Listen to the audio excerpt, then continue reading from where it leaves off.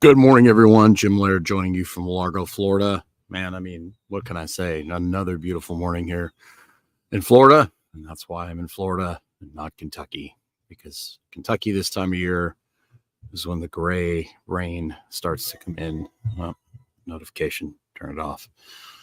So I hope you're having a great morning. Hope you're taking the time to get outside.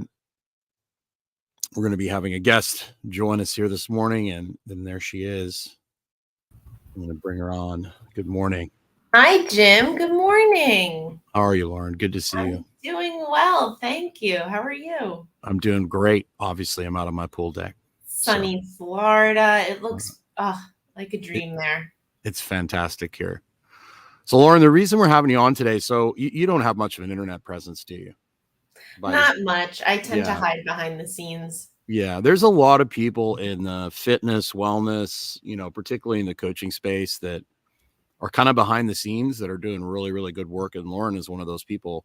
Lauren actually helps us out here at Stillman Wellness, Stillman MD, whatever the brand is. And I ran into this with my gym. Mm-hmm.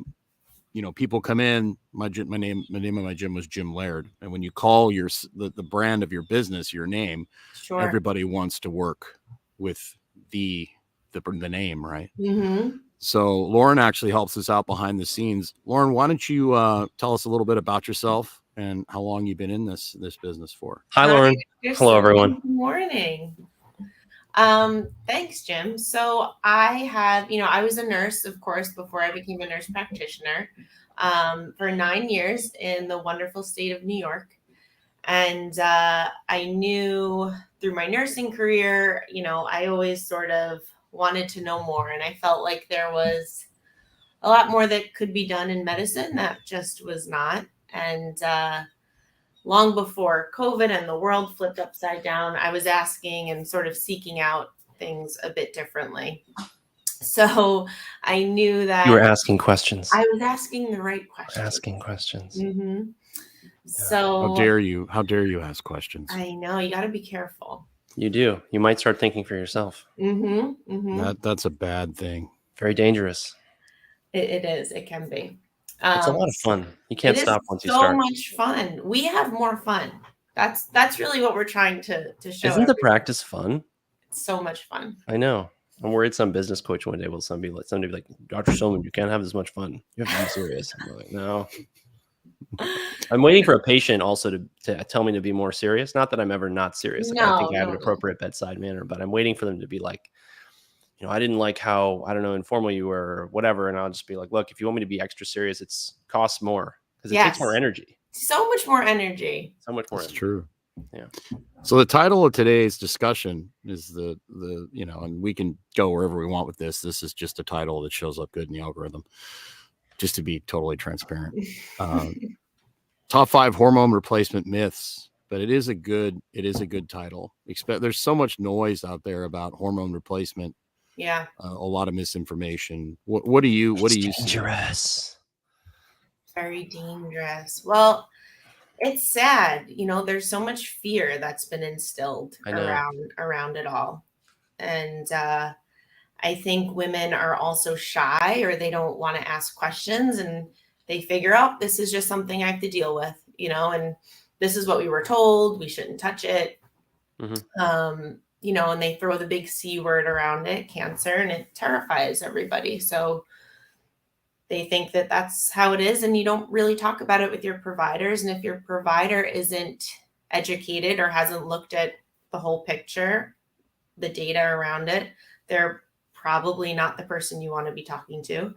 But I was actually at a seminar this past weekend, and a guy who's been a pharmacist for like 35 years was talking about how his son and daughter both went to pharmacy school, one of the best pharmacy schools in the country. Right. And these kids have been working in the pharmacy. They're in a compounded pharmacy their entire life, and they're getting towards the end of the course or the thing, and the girl puts her hand up and goes, "When are we going to learn about bioidentical hormones?" And the instructor looked at him and said, they don't work. There's no research. It's all in their head. That was Really? the extent of the bioidentical hormone education So bad. in pharmacy school. It's so bad. Yeah. You know what they say, those who can't do, teach. Yeah. And, I won't get into who seems to be funding a lot of. It's never about the money. It's always about helping people, right? Oh, yeah. Yeah, totally. Absolutely. Right. All the do-gooders out there. Mm-hmm. So what kind of mistakes do you see? What kind of myths? Like, so when a woman comes to you, how does that education process work as far as like getting them to kind of change their way of thinking that, this might actually have some benefit, and having bottomed out hormones might actually be the cause of a lot of these things, particularly the C word. And the one thing that's interesting about the C word is they never talk about the research on circadian rhythm and the connection to the C word. Right. And lifestyle and diet. So the biggest thing, I want to know where I'm meeting this patient, or, what they've heard, and what their concerns are initially. And then I'll sort of dive into, their personal history, their medical history, family history, to see if they're a candidate. And there's so many different ways that you can replace hormones. And it's not, it's a replacement. We're not giving you something that you haven't had. These are hormones that women have their whole life. This is not bodybuilding. This is not bodybuilding. Yeah. Well, that's the unfortunate thing, because most of the hormone replacement world has gotten their information from bodybuilding, Right. the performance side of things. And I've been on both sides, and there's no similarities at all. Yeah. And I think that's where it's tough to sit there and hear someone say that, like, a woman doesn't need these hormones because she's had them her whole life. And it can really be dramatic. I mean, one week you feel somewhat normal, and then the next week is you can have a drop in these hormones, and it's significant. You might not be sleeping well. Your cognitive functioning has gone awry. You're not thinking as clearly. You have brain fog, and you're just feel scattered. And what my biggest pet peeve probably in practice so far is women coming in saying, like, I was given an SSRI, or I was given Prozac because they told me I was crazy. There's something wrong with me. I'm just like depressed. That is probably one of the biggest drivers of my motivation to help women, because that's not fair. I like how you mentioned lifestyle, because on the other end of that, you got the people that are scared to death of it, and they're like, there's no way I would ever do that. Right. And then you have the other people that are basically, they think the HRT or whatever peptides is going to fix all their problems miraculously. And you brought in the lifestyle part of it, and without the lifestyle stuff, and it was really great at Jay's seminar this past weekend. I mean, these people are all about the peptide. Yeah, I actually have video access to it. I'll share it with you. But I mean, repeatedly, Jay got up there and said, look, if you're not, taking care of your health, if you're not managing stress, if you're not getting outside, like, none of this stuff is going to work to the full effect. Right. And so I'm sure you see that a lot. And, changing people's lifestyle and educating them is a big part of what we do here. Obviously, we get a lot of people that come in that are on everything but the kitchen sink. Yep. But because their lifestyle is so atrocious, and particularly their stress, that none of that stuff is actually working. Right. Yeah. What you and Dr. Stillman have done with the foundation, the fundamentals of wellness, is huge, because, just as a provider, when patients come in, I think to myself too, like, there's so much that we need to do first before we get you there. And it's overwhelming as a provider.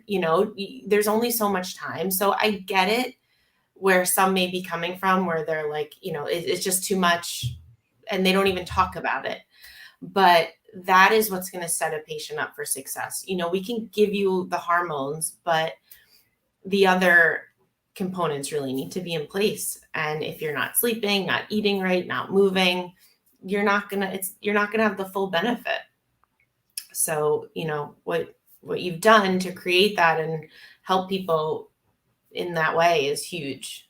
And that's why we included it in the annual Yeah. plan. We wanted people to have that information because we found, we've had many women, particularly because women's hormones are so much more sensitive to the environment than men's. Yeah. And we've had many women come in and say, the fatigue I felt with menopause, the weight problems I felt with menopause, the hot flashes, the, depression or just mild dysthymia, low mood, Right. the seasonal affective disorder, a lot of that got better when I started doing these fundamentals. And so many people, and this is where I think patients are in many respects their own worst enemy. They need to hear this, that the reality of the information that's out there for free is that nothing's really out there for free. Right. And they're frustrated because they're spending all this money on supplements and herbs and, direct to consumer lab testing or imaging or whatever.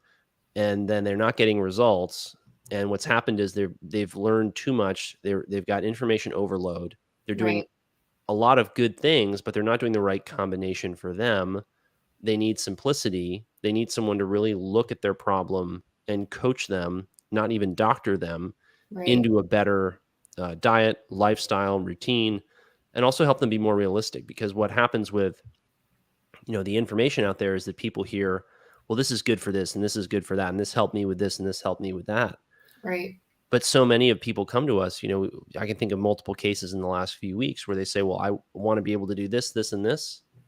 And I don't understand why I can't. And we say, well, look, something like high intensity interval training multiple times a week with caloric restriction is not a good strategy for, say, fertility.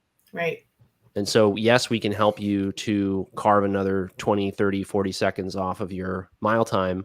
But if you're telling us that in 2 years you want to get pregnant, we may be setting you back from that goal. Yeah. And not a lot of people are out there having these, what are ultimately hard conversations for people to have, where they need to understand that, yes, your body can do amazing things. Yes, it has incredible potential, but that potential wanes over time, and that's the aging process. Yeah. And what's great about trade-offs, right? There's trade-offs to everything. You say this all the time, right? And like Bill Hartman, you got this from Bill Hartman, right? We're trade-off coaches. We trade you into trade-off. We help you understand what the trade-offs are of your choices. Yep. Yeah. And the thing about hormones that's great is that they really expand your range of choices. And the people who say, well, it's unnatural for you to give them hormones. Well, it's unnatural for us to save people who come down with sepsis, with antibiotics and fluids. Do you want us to go ahead and let you die the next time you come down with, enterotoxigenic E. coli, traveler's diarrhea? It's unnatural to ride in a car for 300 miles too. It's totally unnatural. It's unnatural to fly in a plane. This is why I'll joke with patients. I'm like, look, the short version of what I do is sell your worldly possessions, move to a tropical island, and eat a local seasonal diet rich in fish and shellfish. And we're going to be doing close to that very soon. Yes, come to our retreat in Nicaragua. We're going to have a blast. I don't think, Lauren, are you going to make it, Lauren? Sounds amazing. I don't think so. Too bad.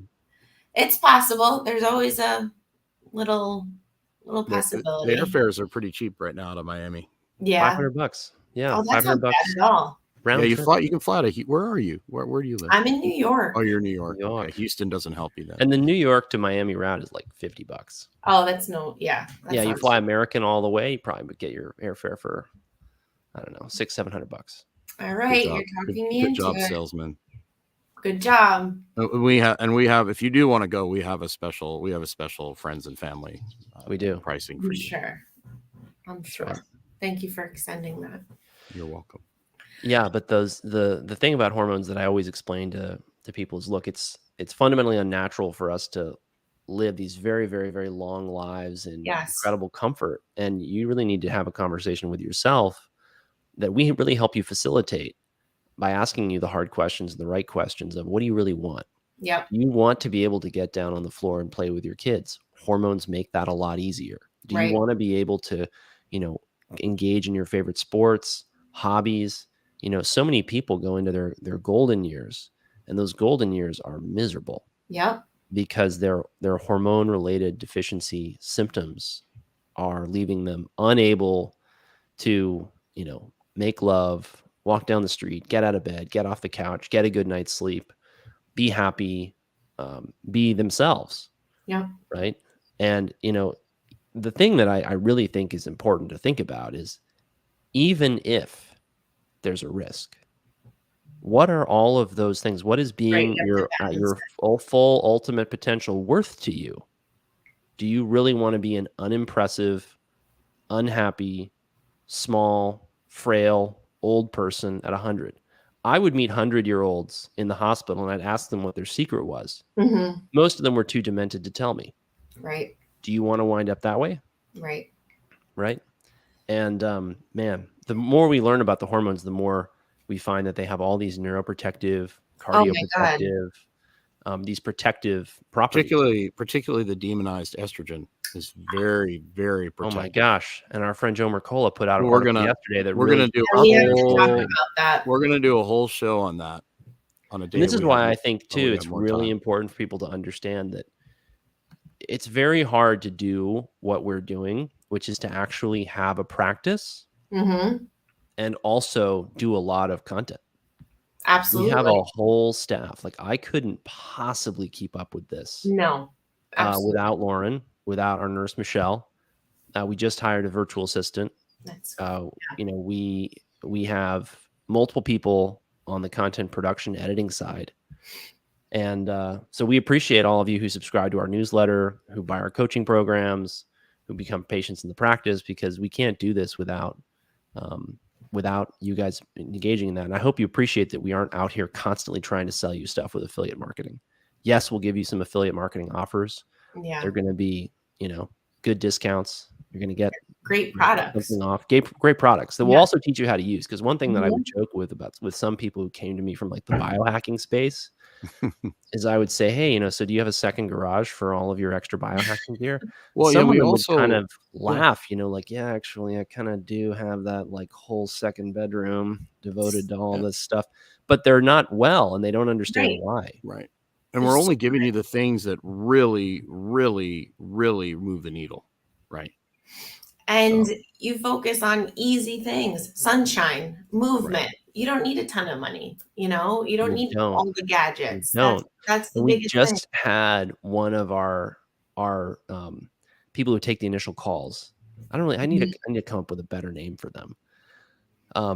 But they said, hey, everyone's after a lab review. Everyone wants to sit down and go over their labs with Dr. Stillman. Yes. And we see this all the time where it's like, look, you will do so well in a coaching program and you won't have to get any labs. Do you want the outcome or do you want the experience of sitting down with Dr. Stillman? Yeah. This is the greatest name I've ever seen. Yeah. Yeah. The fewest trenbolone sandwich proven on. Well, I'm not a medical doctor. Jim, the what is question is, trenbolone? the question is, I wonder if you guys have a second answer. Would you prescribe a TRT cause heart hypertrophy over the long run? My friend, with your name being Trenbolone, I would say the heart hypertrophy. Jim, you got to define trenbolone for the audience. Not all of us are Tren up on is probably the most wickedly aggressive, other than Anadrol, anabolic steroid. I used anabolic steroids for just in case you guys didn't know that about Jim. I took Tren one time, one shot, and I never took it again because I wanted to kill everyone. And I literally took one shot and it scared the living hell out of me. It is so a lot of the bodybuilders that are super ripped, it makes you really dry. And I mean, it's very impressive, but it's not, it was once I took it once, it was it. So with Tren being in your name, I assume you're not on a therapeutic dose of testosterone. Yeah. And these heart hypertrophy side effects come from super physiological doses. Yes. TRT, for example, my TRT dose, my when I was competing, I was on 800 to 1,000 milligrams a week, sometimes more. My current HRT dose is around 200 milligrams a week, and I take like 10 units. I take like a small dose every single day. Yeah, so 10 would be 20 milligrams, right? With your like 20 milligrams a day, every day. That's essentially what I take compared to 1,000 milligrams a week. There's a big difference there. The other thing you have to be aware of with cardiac hypertrophy, right, is it depends on what you're doing. Yes. Yeah, marathons because will the do that heart, too. why does the heart hypertrophy? It hypertrophies because of a high pressure. And so what creates pressure? Like I'll never forget the first time I watched Jim do, I think it was on the incline press. He pressed like 100 pounds each side free weights. And I just, you know, I was watching his face. It gets totally engorged with blood. His vessels are popping out of his face. I mean, I'm sitting there thinking, God, I hope Jim never has a stroke while I'm in the gym with him, because that would be devastating for me. And obviously I would, you know, we love. You should have seen my face when I had 1,000 pounds on my back. I know, right? And so you got to realize, right? Your body gets used to adapts to these things. It does adapt. Yeah. But it's such an important point, right? Where does the adaptation have long-term consequences? Correct. And so if you're constantly pressing hundreds and hundreds and hundreds, or even 1,000 pounds, like Jim did that one time when you squatted 1,000 pounds, there's a cost to that. Does that cut your life short? Right. I would say I mean, and this is the thing, it's very hard to get data on this. Yeah. Because these people who are doing tren and lifting all this weight and taking diuretics to cut for a bodybuilding show and eating only chicken and rice and this and that, they're doing all these things. You can't possibly isolate these variables. Right. So what I always fall back on with patients is just, hey, look at the people who live to 100 years old. Right. You know, little Betty sitting in her gurney in the hospital, when I asked her, hey, you know, how'd you get to 104? She's not like, I lifted heavy weights and smoked and drank, you know.